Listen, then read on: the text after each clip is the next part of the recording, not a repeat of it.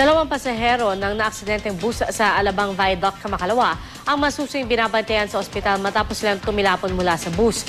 Nangako naman ng jackliner na sasagutin ang lahat ng gastusin sa pagpapagamot ng mga biktima. Balita hatid ni JP Soriano.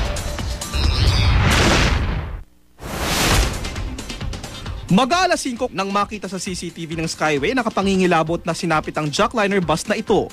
Pag-akyat pa lang ng Alabang Viaduct, gumewang at dumulas na agad ang bus. Pagkabig ng bus sa kanan ay siya namang pagsalpok nito sa railing at sa katuluyan ng tumagilid.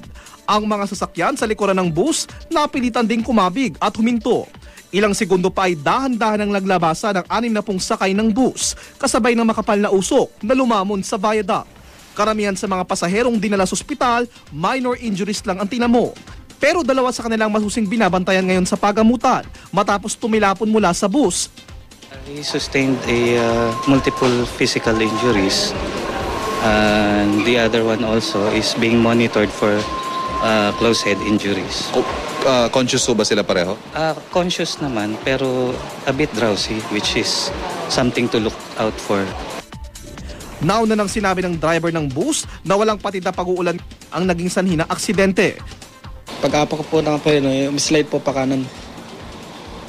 Mabilis ka daw? Hindi, dahan lang po yun. Hindi po. Ano takbo mo? Mga 60 lang po yun. O, pagka-preno mo, umislide, tapos anong mga susunod na nangyari? Tapos kabi-kabi ko po yung manibela ko pakaliwa. Tapos kumaliwa po ulit kami. Pero base sa investigasyon ng Muntinlupa Police, ang pagputok ng kanang gulong sa likuran ng bus ang naging dahilan ng paggewang at pagbangga nito. Hawak na ng LTFRB ang naturang police report.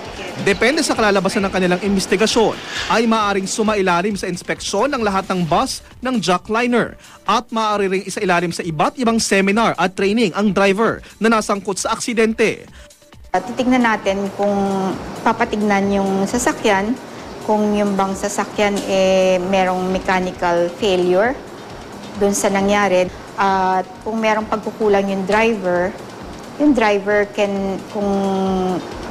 hindi siya nag-observe nung dapat niyang i-observe other than being negligent, no?